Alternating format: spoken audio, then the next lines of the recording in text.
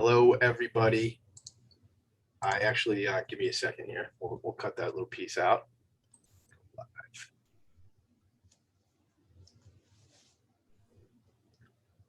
So we are live. We're going live. We're recording. This is the Special Needs Wellness Planning webinar.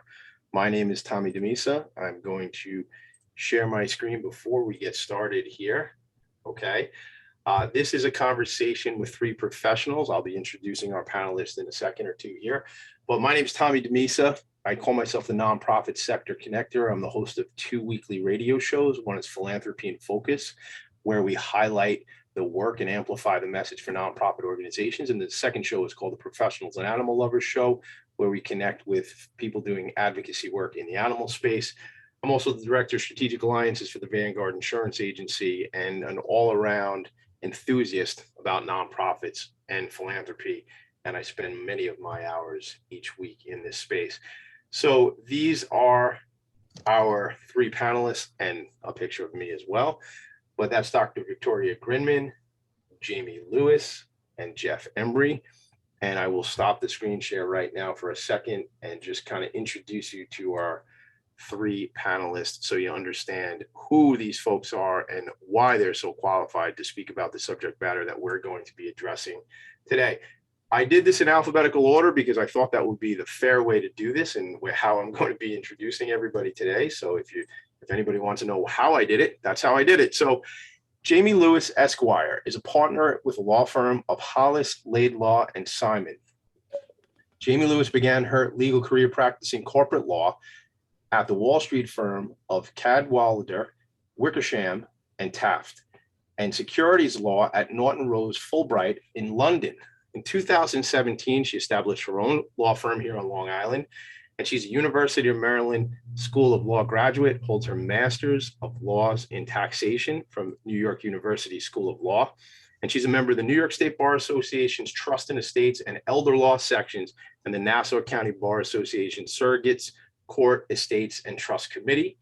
She's based here on Long Island with Hollis, Laidlaw, and Simon, and provides estate planning, elder law, and special needs planning counsel to individuals and families. So Jamie, good morning, good afternoon. Glad to have you here. Great to be here. I didn't tell you were gonna have to say hello at that point, so thank you. Thanks for doing it. Our next in order of alphabetical is Jeff Embry from Morgan Stanley. Jeff's special areas of expertise include helping families prepare for the unique financial considerations that face people with special needs and the financial stages of divorce for those who are contemplating or pursuing marital dissolution. In addition, Jeff works closely with business owners, chief financial officers, and HR executives to ensure 401k plans are offered at a company effectively and implemented appropriately. Jeff has a passion for giving back and is involved with various charities, including American Corporate Partners. He's very involved with his alma mater, Colgate University, where he played D1 hockey. And he splits his time between Manhattan and the Hudson Valley with his wife, Emily Carey. And only last in the order of the alphabet is my friend, Dr. Victoria Grinman, who is a founder of Growing Kind Minds, LLC, which is a community resource and private practice that provides individualized approach to care for families, couples, and children, and adults in search of support and healing. She's a licensed clinical social worker and earned her PhD from Adelphi University in social work. Her focus is serving parents to be, couples and families, and those with family members with invisible disabilities, that is, special needs, and autism. Her specific research focuses on post-traumatic growth in parents of young adults with children with autism. She also supports organizational managers and staff in navigating the impact associated with having a child with special needs on work-life balance, productivity, joy, and heart-centered communication, and optimal workability. She also, on the personal side, she has a puppy named Vanagogo, loves traveling and creating with her hands. I did the bios. There's Vanagogo right there. I was the one who did the bios a little bit, so I get to be playful, and I think it sets the right mood because this is a serious topic, but we're all individual people, and we have our own specialties, and that's what's exciting about being here today. So the way we're going to do this this afternoon is I will facilitate. I do have prepared questions. I mentioned to our earliest attendees, I'd like you, we're getting a question about the name of the, no, named after Van Gogh, I believe, Van Gogh, because of a floppy ear. Isn't that the story? Right? So, yes. Wow, your memory is like an elephant. That's Yes. amazing, Tommy. I am like a skinny elephant in an attic. So we will try to keep my silliness to the lowest possible amount. I want to be professional for everybody today, but I might pop in and be silly once in a while. So, all right. We want to be professional, but still have fun. We will have fun. We certainly will do that. And we're going to give you an education. This is a quick session. It's only 60 minutes. So this is going to be a beginning of a conversation. We're going to dive into some questions. I'm not going to hold back much longer. I'm just going to keep us moving. We will stop the live stream and the recording at the end to give some time if people want to open up and ask personal questions. If this is not the appropriate forum for you to ask your questions, at the end, I will share a screen that will show everyone's contact info that you can follow up with our panelists at that point. All right, without further ado, here's what I want to say. Thanks very much for our panelists for being here. I appreciate you all. I appreciate you giving me the opportunity to kind of stretch my own professional career in facilitating for you today. I thank our attendees for being here. Now let's talk about this. This is people may be at a different point in their journey as dealing with the dependent with special needs. So I think, as in most conversations, we would start at the beginning, and what we've decided is to really start at the beginning from a perspective of mindset. So we're really going to look at this from, I would say, 3 different lenses: the psychology lens through mindset, and then also the legal and financial lens as well. So we're going to start with Victoria, and I have some prepared questions we'll go through, but if you in the audience have some questions around mindset, as Victoria, Dr. Grinman is speaking about this, please feel free to put them in the chat. So first, let's talk about this. We talked about in our preparation that it's important to consider the mindset that we approach our reaction to a specific diagnosis when we find out either a dependent is born with special needs or a disability develops over time. So if you could start us off there, Dr. Grinman, let's talk about mindset and how we go about approaching a diagnosis. Sure. So I'm so happy to be here. First and foremost, thank you for hosting. And mindset is really important. What we found, and just so you know, my research in post-traumatic growth was actually post-traumatic growth in parents of children with autism. And in doing that research, I was literally married to the topic. And so I researched and spoke to parents of typically functioning children, parents of children with special needs and various disabilities, and parents that have children specifically with autism. And what I found was that there are distinct differences in the way that these parents actually experience their parenthood journey. And there are similarities, but it's important to understand the differences and the distinctions because each of those categories is so unique. And so what we find is that there's this compounding effect when you have a child with different kinds of special needs. And, parents are going through things that we know nothing about, and it's very, very varied and different. So mindset, the way I like to talk about it, Tommy, is, when I share it with parents, it's kind of like the mind is a container that makes meaning. And the way we set up our mind is important in regards to how we actually take the journey on. And how we take the journey on has so much to do with the outcomes for our children, right? Because we are the models and we also really pave the way for the tone of the journey. And so I like to think about it like a fire, right? A fire could either burn a house down, or a fire could be like a fire in a lighthouse, like Jamie, offered before, where it can really light the way. It's the same thing with the mindset. So you can have a mindset that sets you up on your journey for success and for the ability to tackle the challenges that come up, and there are many. Or you can set your mindset up or keep a mindset that actually contributes to a lot of the challenges. And so how we do that is, it's a much different conversation. But what I found was that the parents that actually exhibited growth in their parenthood journey exhibited a mindset that was based in flexibility and what I would call the ability to pivot. And what that means is in the beginning of when a parent finds that a child is diagnosed, and by the way, sometimes that's not traumatic. Sometimes that's like a woohoo, right? Like, we're going to get services. Thank goodness. Right. So it's really important to understand that not all parents are traumatized or shocked by a diagnosis. And there are parents that never thought that they would ever have to deal with something like this because they didn't, expect it. And that's why it's so traumatic. The most important thing is to understand is a lot of parents, and this is very, very normal, start their journey off trying to get resources in order. It's like a problem solving approach, right? All right, what do I need? I need a lawyer. I need an advocate. I need services.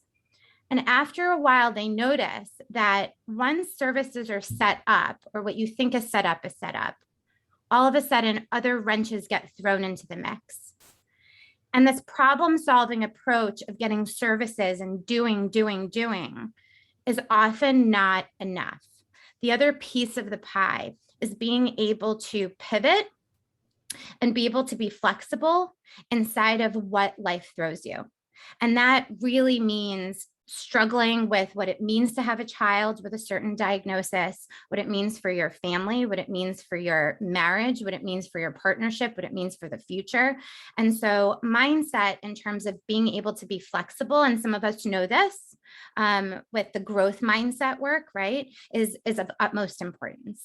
So that's a nutshell of a response, but I hope that helps. Well, it's an incredible, sorry to cut you off there. It's an incredible start to a much, much deeper conversation. What is the book out there? It's escaping me right now, but the growth mindset versus I think her name is Dweck, right? Yeah, Carol Dweck. Dweck, yeah.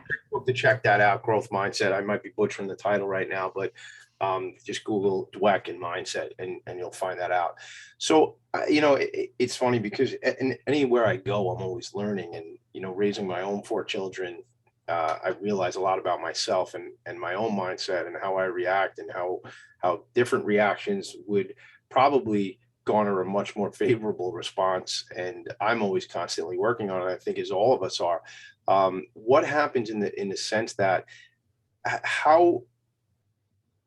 what would you consider, like, what makes a quote unquote, and these are just the terms that we're using these days, but a neurotypical child from a special needs child, and how would somebody have to, what just makes that parenting style even need to be different? If you could kind of speak to that.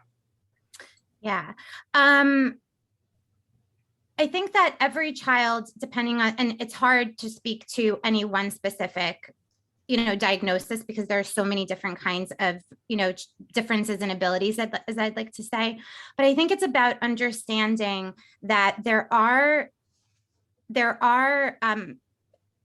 measures out there, right, for what a parenting style that works is. But what we find, even working with typically functioning children, quote unquote, is that if you have a family that has like 6 kids, for example, 3 kids, 4 kids, the conversation I'm constantly having with parents is this aha realization that you may actually need to parent each child differently because each child requires a different kind of approach.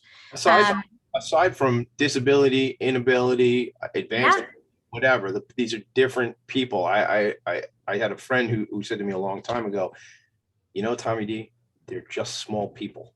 Referring to our kids, and he was right on. They really are, and as we all know, people sometimes we can be a challenging species to deal with. So yeah, I think even in to take away from that is, even in the case where someone doesn't have a quote unquote disability or different ability, we need to flex and pivot, as you say, around the different the different needs or the different styles. I'm going to shout out. So we have somebody here who's talking to us. This is perfect. So the one of our guests here, actually in the live room, is stating Joe Torre, the Hall of Fame manager of the New York Yankees. Tough to say when you're a Met fan, but we all love Joe Torre. Obviously, you can't manage 24 people or ball players the same way. Not at all. It's 24 different human beings, 24 different life experiences. So thank you for that share in the chat. It's interesting you say that, because I was thinking the same thing as Victoria was speaking, and that is there are similarities to being I'll say a coach, a conductor of an orchestra, name it, is different people are motivated differently, right? It could be by compassion, it could be by challenging them, it could be by, there's so many different ways, and it's figuring out those ways to motivate them and get the best, the best version of themselves. 100%. In the team or sales team, even Jeff, or any sort of part of our lives, and I know that as adult people for sure. Thanks for jumping in, Jeff, there. So let's go into support. This is a time when we find out that there's a diagnosis, and I'll be completely candid with the group here today and the group on Facebook listening to us, though. But I had an opportunity to get some information on one of my children, and I was as much as I like to learn about the intellectually and developmentally disabled space, the IDD space, and I spend time in this space. It was very interesting, my own reaction to something that was brought to our attention about one of my children. And it was more like defensive than it was, let's get the IEP in order and let's get the services needed. And that was so interesting. And you go, wow, look at you. And so I think we're not even sure of how we'll react to these scenarios when they happen. So let's take that into support. I know relationships, marital relationships at times, Dr. Grinman, will struggle with a diagnosis, will struggle with the care that is needed.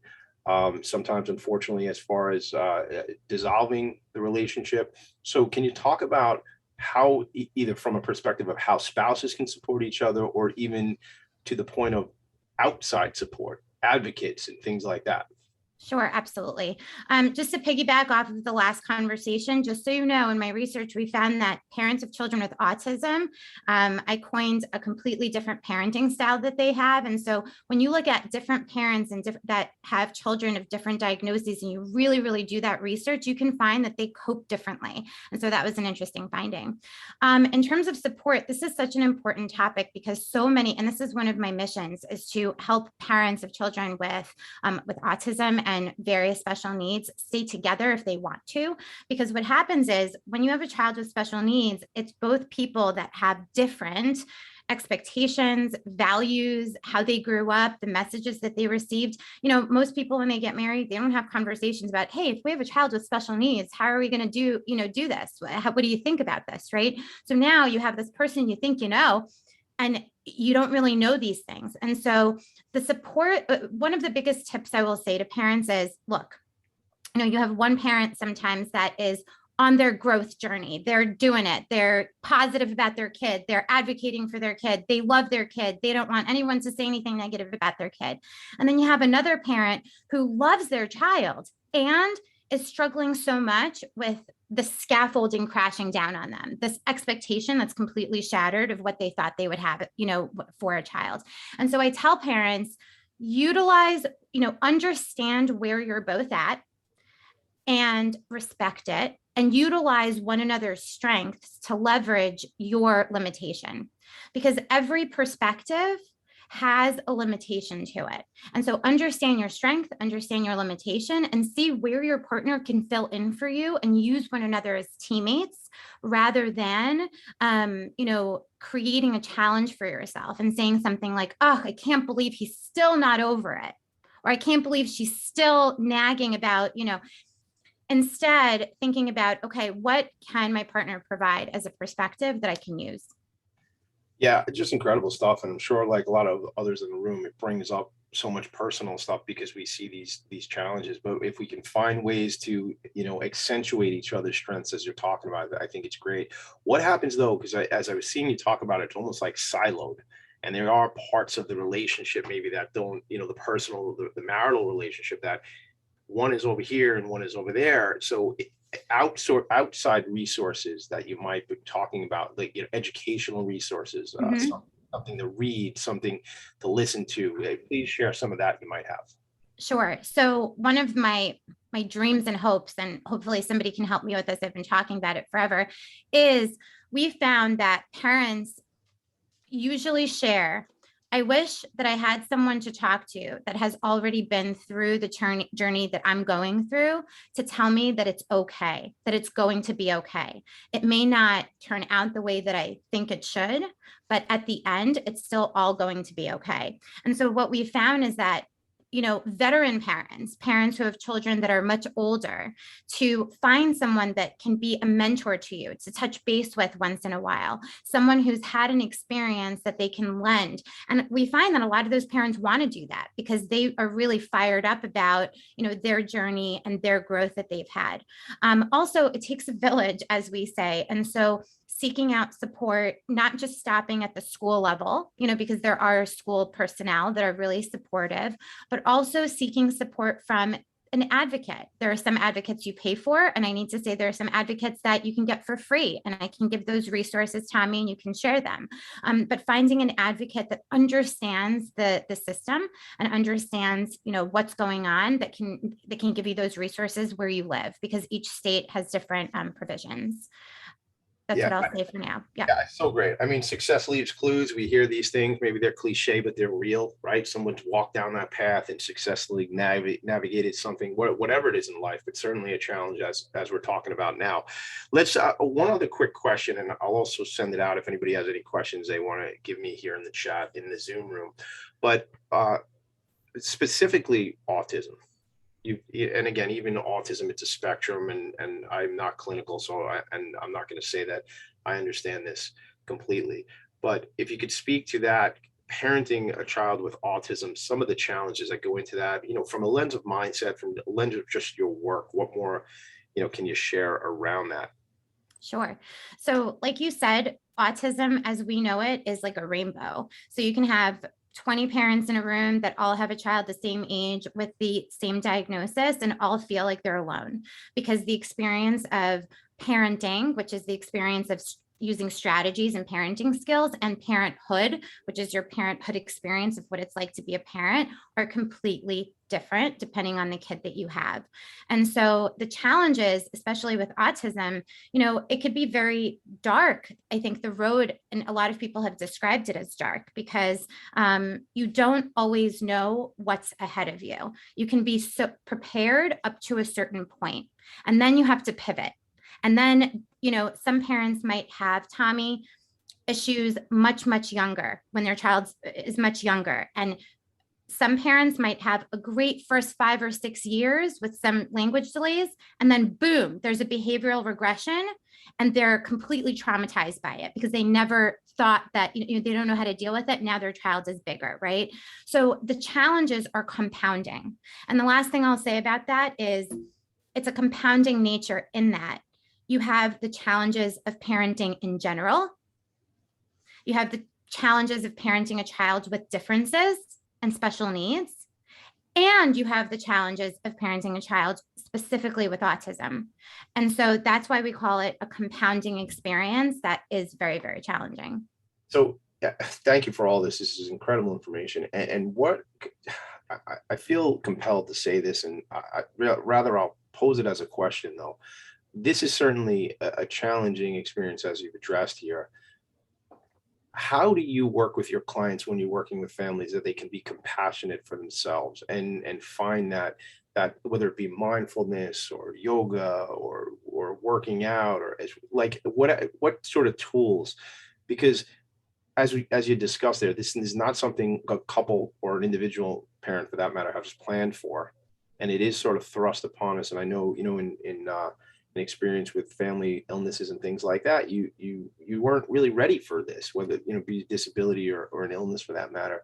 Could you speak to that as to tools that families can use just for the parents, for themselves, a respite, if you will, to take care of themselves? Because I know in the work I do with nonprofits in this space, there's services, maybe sometimes difficult to find for the child, but they are there. But talk to me, if you can, about a respite or some sort of programming that you might be familiar with for the parents.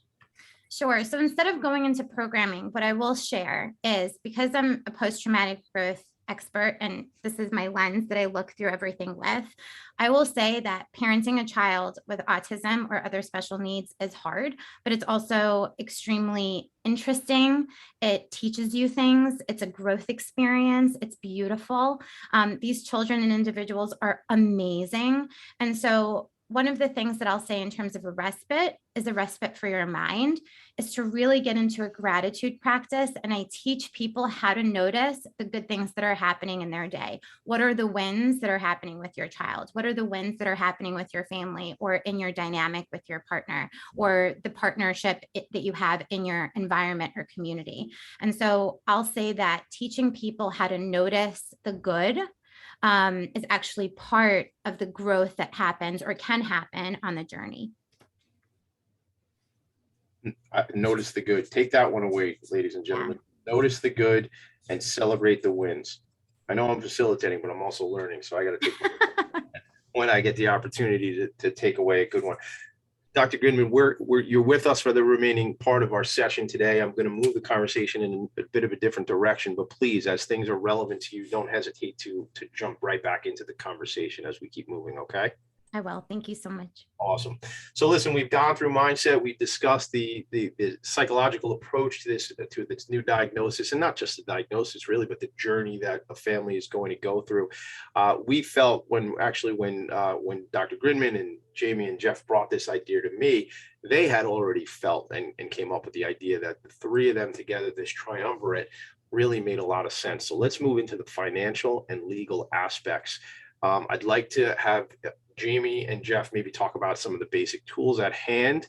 And then before we even get started, though, I'd like to, because we look at this, ladies and gentlemen, as an opportunity for you to build your team, whether it's these three professionals or three other professionals, whatever it is, you should have a team around you.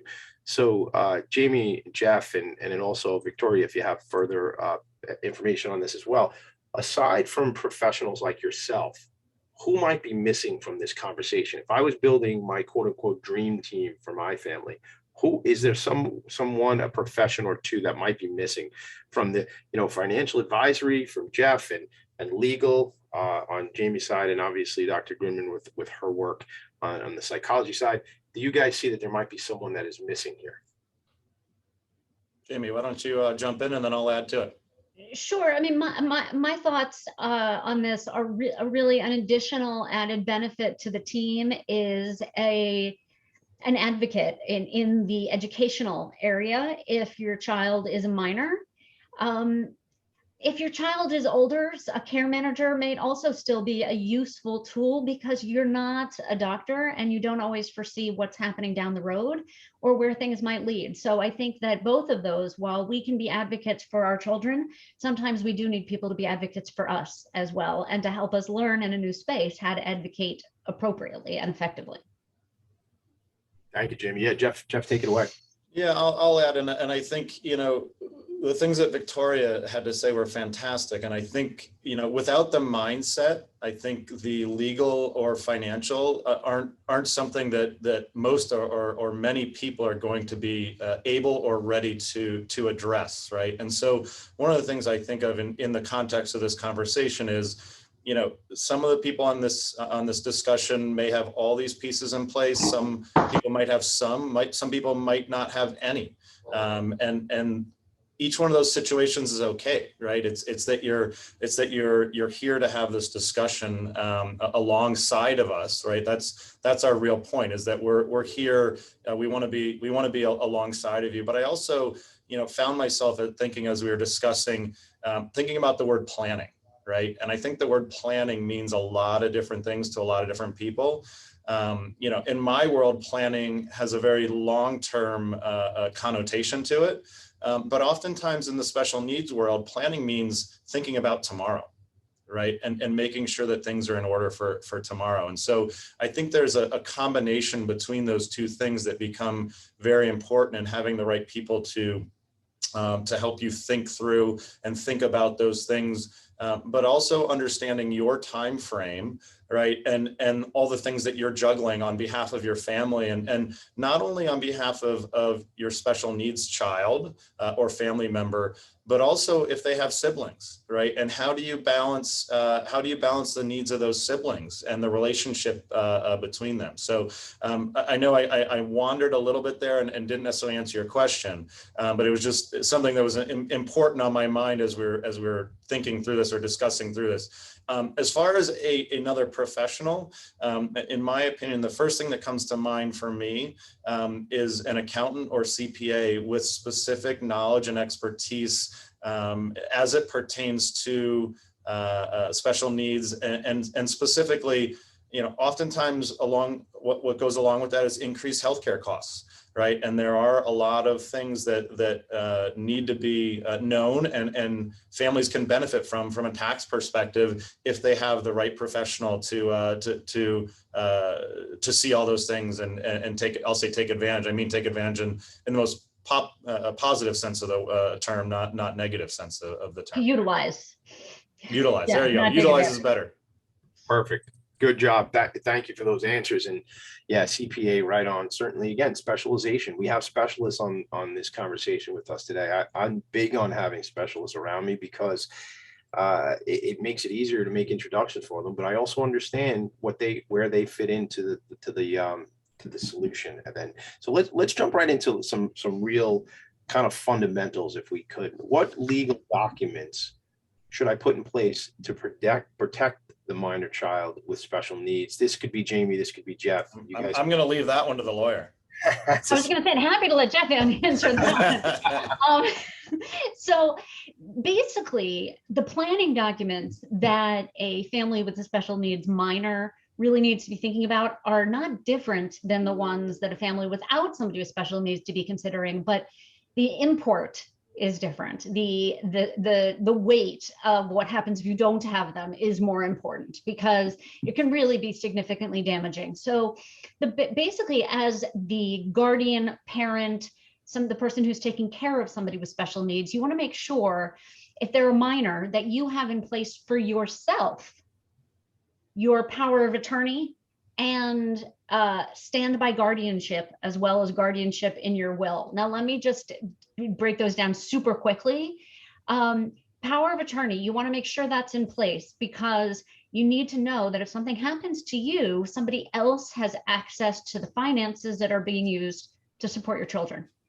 So again, for everybody, this is important, but certainly in a special needs situation, God forbid there's a car accident and you're fine, that's great, but somebody needs access to your funds. Without a power of attorney, nobody can pay the people who are helping your children. So that's the first thing to have in place. And it's a protection for you, but it's really a protection for your children. The next one I mentioned is a standby guardianship. So we all know that in a will, you appoint a guardian for your child. It's really important to do that in your will.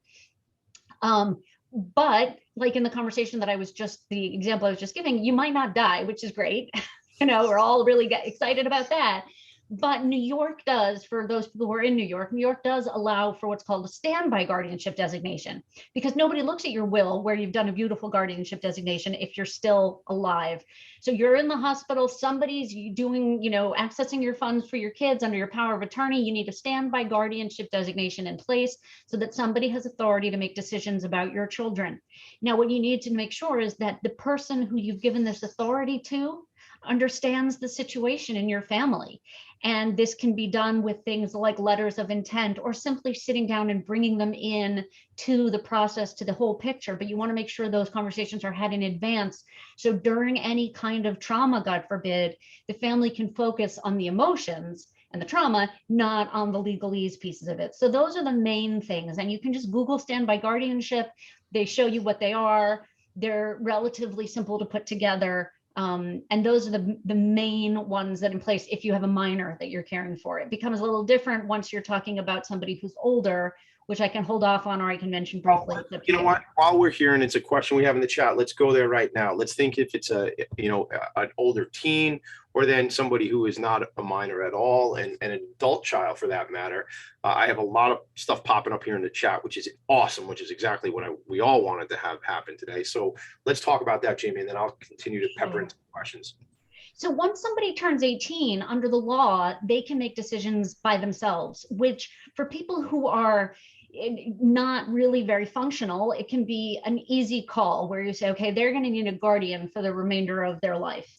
And that is something, it's a guardianship proceeding that takes place. It's generally recommended to start about 6 months before your child turns 18, so that you can have something in place to be the one to make the decisions for this person for the remainder or the duration of the guardianship. In that kind of situation, I also think it's really important to point out that there should be a backup in place. Like I said, all those things that could happen. I'm an estate planning attorney. We hope for the best, plan for the worst. If there's a car accident, you want a backup guardian in place for your special needs loved one, and you want to make sure that they know what's going on. The other side of it, though, is that there are many people who have, like Dr. Grinman has been saying, it's a rainbow, like there's all these different kinds of people that we can see. So we want to make sure that we're using least restrictive kinds of legal actions. So if they're very functional, if the person is incredibly functional and they have a good team of advisors around them, perhaps their own power of attorney and healthcare proxy, where they can express their own wishes, would be appropriate, because then the person can act on the person they've named can act on their behalf if they need it, but it also allows them some amount of control. So it really depends on who you're talking about and the level of care, the level of services, where they are, where you expect them to get to.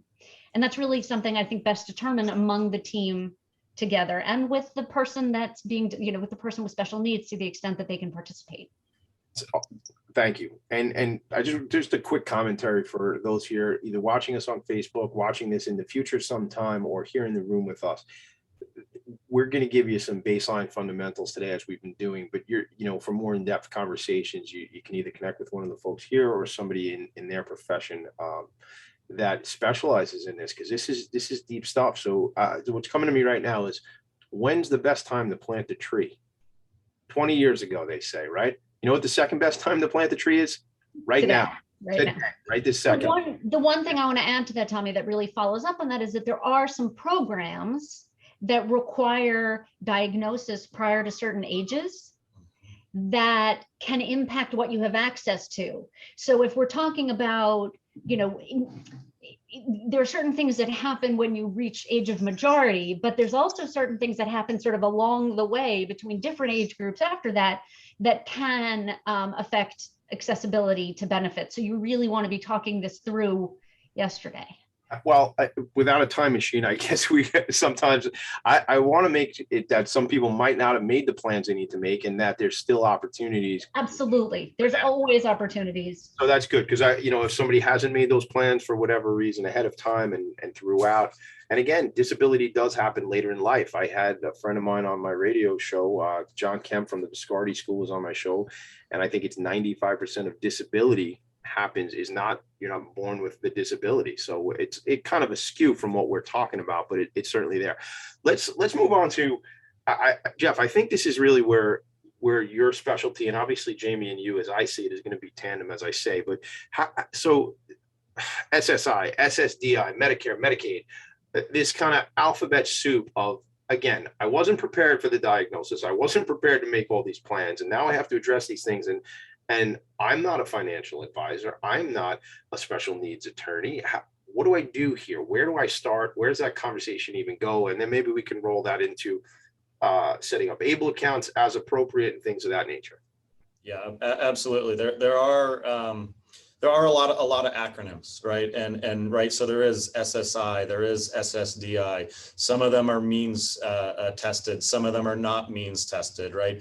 There's Medicare, there's Medicaid, right? And they all fit together, but they all fit together based on each I'll say person or family specific situation, right? So there isn't one answer or one path to say, right? It's SSI and Medicaid, right? Or excuse me, and Medicare, right? Or it's SSDI and or whatever it may be in that regards, right? But SSI and SSDI are acronyms for SSI is supplemental security income.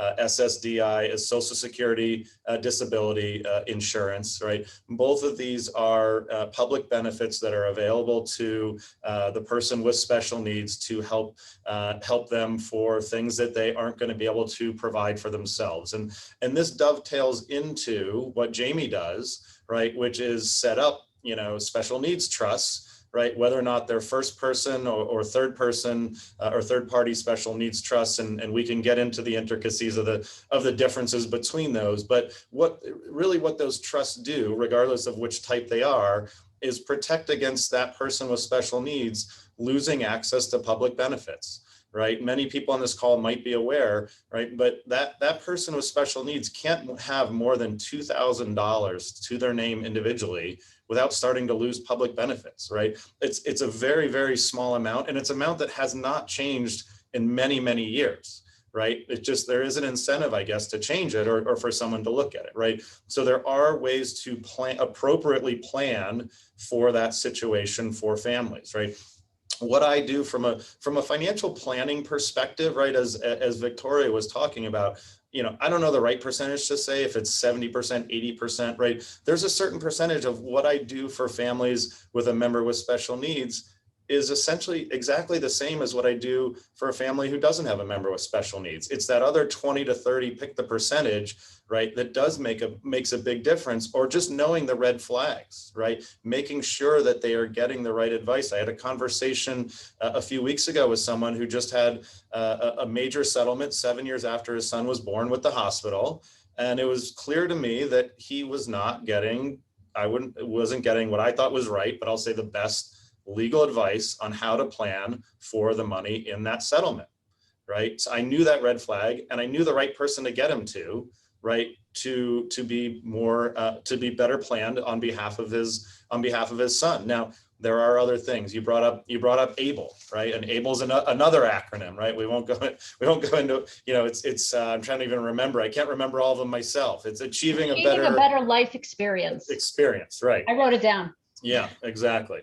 But for those people on the call that are familiar with 529 accounts for college savings, right? An ABLE account is similar to a 529 account for people with special needs, right? It's just the money grows tax deferred or tax-free as long as it's used for what's called qualified disability expenses, which is a very broad term. It covers a lot of things, but basically think of it as, instead of using it for higher education costs, the family or the person gets to use it for those special needs and things that they need in order to live their life in a good way.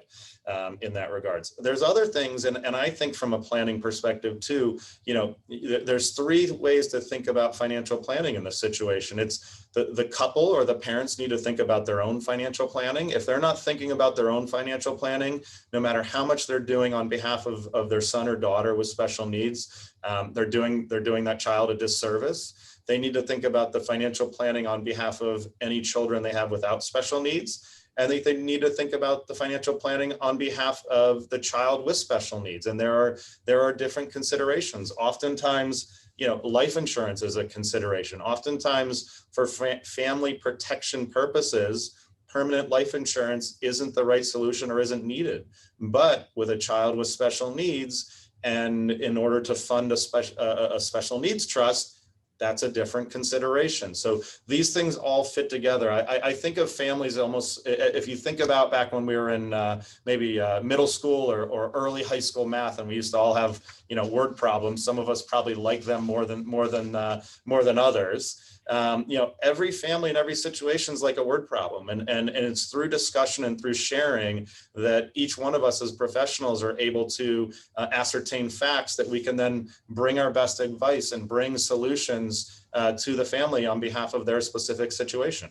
And just jumping in here, back to that, word problem, elementary school math type stuff. It's really a Venn diagram also, where with all this stuff that I just want to layer on top of what Jeff is saying, is that your own planning as parents that we do for ourselves directly impacts our children, because not just of the amount, obviously that's important, but the structure when there's a special needs child in the mix. The way something is left to somebody who has special needs really matters. So you can have a will and you can feel like you've done your own planning, but if you haven't planned for an inheritance by your disabled or special needs, now at this point, probably adults, let's hope, right? Then that can cause problems down the road that you're not even thinking about today. And that planning you're referring to, Jamie, is inheritance from people other, or inheritance and gifts from people other than the parents, right? It's making sure that family members and others know the structure as well. Exactly. How to the most effective and efficient way to provide funding for, because the idea is for this person to age with as much dignity and thriving as possible, right? So we know that the benefit programs are not going to do that because they're very limited in the amounts of actual money. The services that are provided can be life-changing, but the amount of money you can have to get access to them is often problematic. So these trusts, and I think it's just important to note, because I think we're going to be running out of time soon, just the difference between a first party and a third party special needs trust. I just wanted to say that super fast, because you mentioned public injury settlements, Jeff. A first party is when I give it to myself. I'm putting it in a trust. I'm the disabled person. It's for me. The settlement has been given to me as a human being. It is mine. I put it into this trust for my benefit. The problem or the challenge with those kinds of trusts is they need to contain a provision, among many other things, that pays back the government programs with any money left over when I pass away. Now, if instead my parents have that money and put it into a trust for me, with money from my grandparents, with money from a judgment that didn't come to me directly, then you put it into a third party trust because it's done by a third party for my benefit, then there's no payback provision. And you can then leave anything that's left over to other siblings or children, or there's a lot of different ways that you can work with that. So third party versus first party is a very important thing to know about in terms of how we structure things. But Jamie, I mean, I've had people express concern about not wanting to set up a first party, but then the other alternative is not setting up a special needs trust, which to me is even, is a much worse decision, right? I mean, if they have billions of dollars that they can spend on their care and services and home modification and residential communities, and sure, they don't have to do any of this. But if they don't, then a special needs trust is really the main way to go to be able to supplement the basic needs of food and shelter that these programs are supposed to provide. That's all they're for, basic food and shelter. And those are the two things that a special needs trust are not for. Exactly. This is technical information, ladies and gentlemen. This is really technical. No. I'm telling the rest of our guests who are here with us and those who are watching this, that you're not going to get your plan by coming to this. We call this a lunch and learn, and I owe you lunch. I'm sorry, gang, but a lunch and learn is something we used to do circa 2019. We would get together in a room. I'd hand out sandwiches, and we'd all be in the same place. But obviously, that's not what we're doing today. I want to just move for a second. So we are going to complete the live stream and the recording shortly. I know I'm coming to you, Victoria, because I have one quick question after Victoria. But right around 12:55, I'm going to turn off the live stream and open it up to my guests in the room if they have any specific personal questions that they want to ask the panel. So Victoria had a comment, and then I have one quick question as well. Sure. So what I wanted to say, and as I'm sitting here, I'm always monitoring how I'm feeling. And as I'm listening to the amazing experts that Jamie and Jeff are, it reminds me of the many times that I've sat in a room, whether it's an IEP meeting or whether it's a family meeting with, team members, just like Jamie and just like Jeff.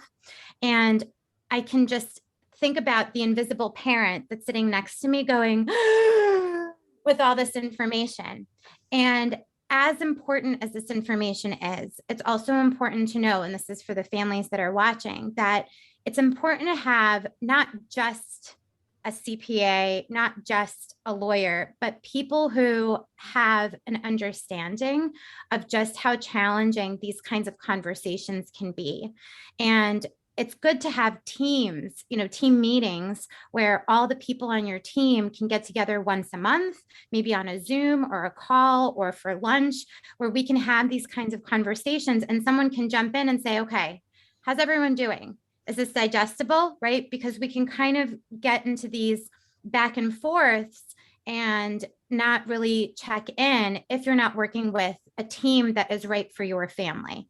So I just want to say how masterful that was and how, important it is to have that kind of communication and awareness when you're choosing your team members. Thank you for that. The one thing I want to add to that, just super quickly, that people should remember is that part of why this kind of team is so important is because the people on the other side of this conversation, the people whose job it is to find out how to say no to providing you services, all have legal, financial experts, they have this on their side, right? You need to walk into those meetings with your team as well. Incredible. And I would add one thing when it comes to planning, and I just wanted to share, there's a great book that I became aware of called the Special Needs Planning Guide. And it says how to prepare for every stage of your child's life. It's not necessarily a book you're going to sit down and read, but more of a good book as a reference in the context of having discussions with your team, right? So that you build your own foundation, right? But part of that too is you may not have time to build your own foundation, right? That's why you build your team, right? And you have your experts around you that you know, and they know you and you trust. I noticed a question in the chat about older folks and issues of dementia and Alzheimer's, and I know we're about to hit 12:55, so I just want to address that super fast. Let's hit that question, and then perhaps if the panelists can stay for a little while and the guests in the room want to stay for a little while, we can stay for a bit. All right. So yeah, let's hit the question first. Yeah, I mean, just quickly, it's a different kind of conversation, right? Because you don't have the issue of going from becoming a minor and having access to services through childhood and those kinds of things. So it's a different mindset. I'll use Victoria's terminology, but there's the same kind of, you want to approach it with that same openness and open to learning and recognizing that it's going to be traumatic and a different life transition and maybe not going to look the way you expected, but can still look beautiful and a thriving experience if you set up the right team. And there are things that are available. There are supports that are available for people who have things like early onset Alzheimer's, who maybe get access to SSDI because they've participated in the workforce. Again, these are things that we talk about in depth with people when they come to us with these kinds of diagnoses and how you work through that. But then there's different kinds of guardianship proceedings that you do that really start to allow other people to do things on those people's behalf as the disability worsens. Yeah, thank you for that. And again, we can dive deeper into these questions at a later time. What we see this as the first in a series. And we can do many more of these, and we look to take the show. I joked about lunch and learns, but we look to take the show on the road at some point, and bring it into whether it be associations or businesses or organizations, nonprofits, whatever it may be. And that's, kind of not a pitch, but an offer to folks who might like that. I am going to share my screen real quick, and I will give our friends in the room an opportunity to ask a couple questions once we finish the live stream, but just going to share my screen. These are our speakers again. Here's some additional questions you might consider as a family. Who will manage my child's financial funds if I cannot manage it due to death or disability? Certainly something to consider. We didn't get into it today, but we will next time. And how do I make sure those funds are set aside specifically for my child with special needs? What lifestyle, as we talked a little bit about, do I want my child to have to grow into adulthood? Will they be able to work, have social experiences, live on their own? All certainly considerations you need to have. And I promise we will address these types of questions next time when we do one of these sessions. And where will my child live as they become an adult? Where will they live as I age, or if I need long-term care? If you have questions about those specifics, if you have other questions that we didn't get to today, certainly Dr. Grinman's contact information is there on the left, Jeff Embry in the middle, and Jamie Lewis Esquire on the end there. This has been a production of Philanthropy in Focus. We're calling it an In Focus production. I'm Tommy DeMisa, and I appreciate you being here. Reach out to us if there's any way we can help or support you on this journey. Thank you very much for being here. I'm going to end the live stream, so reach out if you have any questions for us. Thanks, guys.